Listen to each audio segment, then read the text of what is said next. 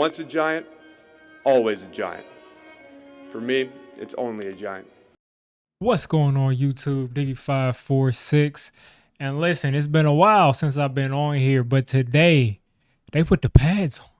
They put the pads on today, folks. And this is when I get interested because everybody can go out there and catch passes and juke people out and pretend like, I would have gotten tackle here. I wouldn't have gotten a tackle here. Or, I'm blocking a guy, but there's no pads on. So we're really just playing patty cake with each other.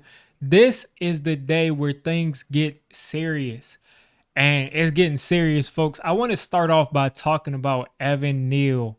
Now, I was ready to move on from Evan Neal as far as, let him spend another year at tackle, where I thought he was pretty solid at, below average, but, okay at last year when he had to play right tackle, a lot better than he has been in the past. But, of course, not a guy that you want to move forward with down the road. And I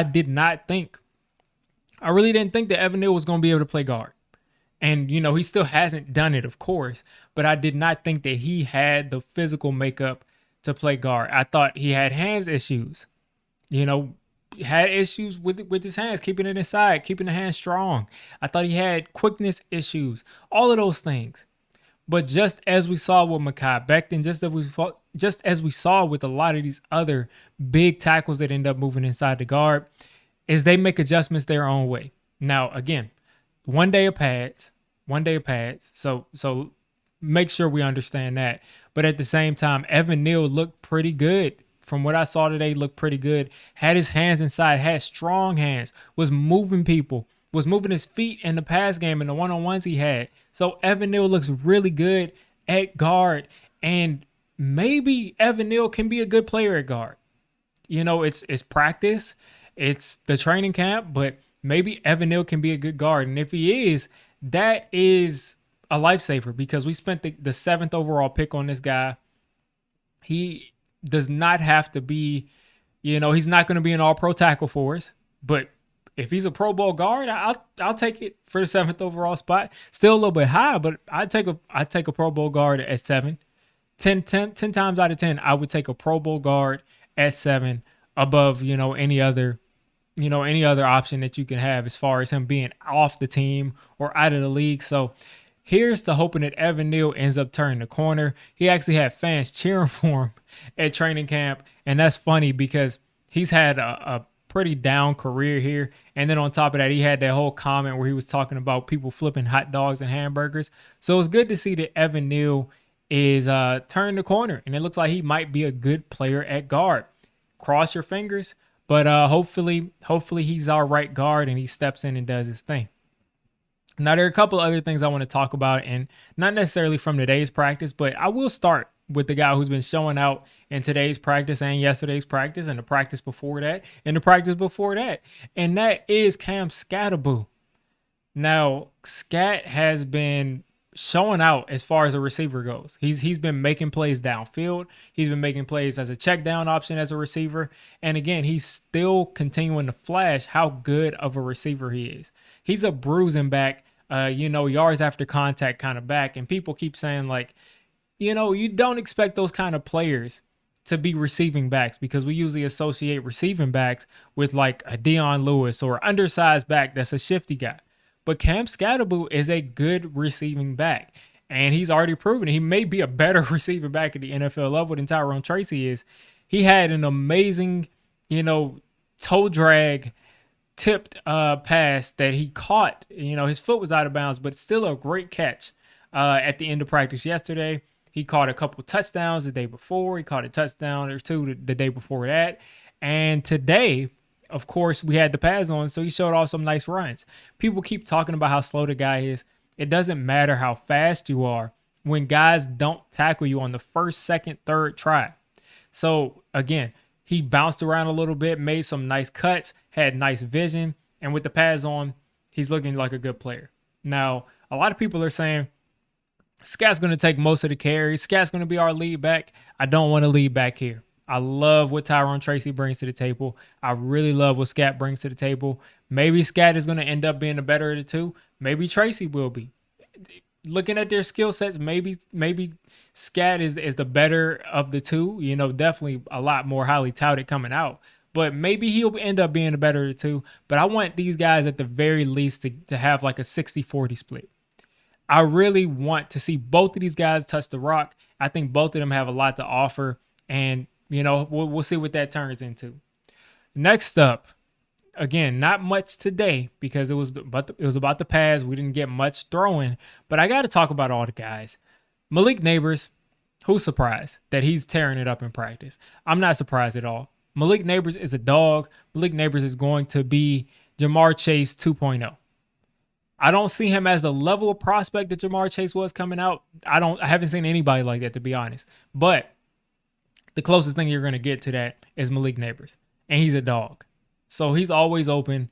He's always making contested grabs, always getting behind the defense. And this time he has a quarterback that's actually willing to throw him the ball when he gets behind the defense. Who would have thought it? So he's been doing his thing. No need to go into crazy detail about that because we know what Malik Nabers is. We know he's going to be making huge plays, and Russell Wilson is actually going to get him the football. Now, everybody wants to talk about Jaxson Dart. So Dart started off pretty slow. They said, his first pass at training camp gets intercepted for a pick six. Who cares? Who cares? I'm not really thinking about what's happening in practice. At the end of the day, all of these are nuggets. We'll see how Evan Neal looks. We'll see how all these guys look. Besides, like guys like Nabers, where you've already seen him do it in the regular season. But a pick six as your first training camp. I mean, it's so bad. Does that mean you're gonna have a horrible career because you throw a pick six as your first pass? But anyway, wasn't really lighting it up, but had some nice touch throws his first couple of days, and then yesterday put on a masterclass, was zipping it all over the place. Had a nice game-ending, practice-ending, but game-ending drive yesterday. But again, that was the pass that he threw. Got tipped up in the end zone, and Scat just couldn't get his feet down. But before that, really nice drive at the end. And, I see him improving. I see him getting more and more comfortable every day. Of course, you're seeing him put his legs to use. Can't wait to see it in the preseason. But Jaxson Dart, I think, has all the tools. He has all the tools to be a good player for us, a great quarterback for us. And he's just got to go out and do it. And I'm not overly focused on him right now because we've already said here, the guy's a project. He's a project. We got to continue to let this guy grow, continue to let him work. And as he gets more and more and more comfortable, when he gets up to top proficiency, put him out there. But if we're winning Russell Wilson, let Russell Wilson keep playing.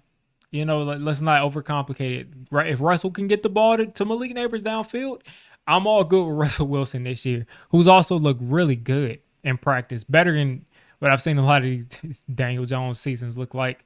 And let me see if I'm missing anything else. I don't think majorly I'm missing anything else. Deonte Banks has had a couple nice breakups. Andrew Phillips has had some really nice pass breakups and some good coverage. But also Deonte Banks and Adebo have been getting beat by, guess who? Malik Nabers. Who cares? Malik Nabers is going to beat everybody. No one's covering him one-on-one.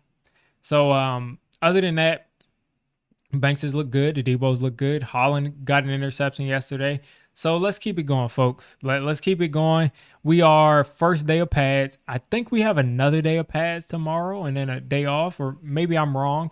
But we'll have a couple more padded practices this week. And, of course, next week, I'm not sure if it's next Thursday or next Saturday. Forgot how that falls. But next week will probably be your first preseason game because we got one coming up this Thursday, the Hall of Fame game. And I am ecstatic. It's time to go, folks. I'm back. The videos are going to be showing up on your feed now. And let's go, man. Let's go. Glad to be back. Glad to see the Giants out there doing their thing, and especially with the pads on. That's when the practice actually counts for, 10% of what you might see out there. And wait a minute, where are my manners? I didn't mention Abdul Carter. I didn't mention Abdul Carter.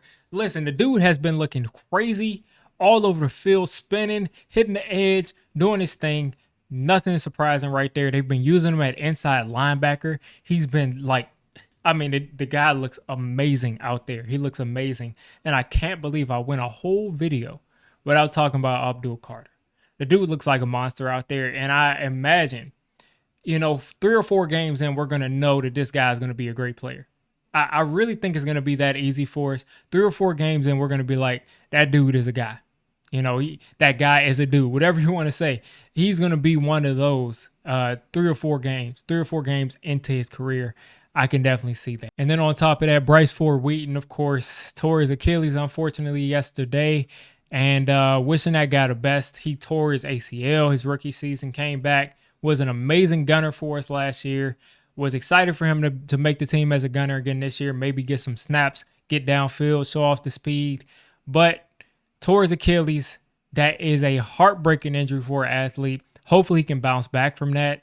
And hopefully, luckily he had an injury guarantee where he gets $1 million this year. But hopefully the guy can come back from this and continue to play. But just a tough break for Bryce Ford Wheaton.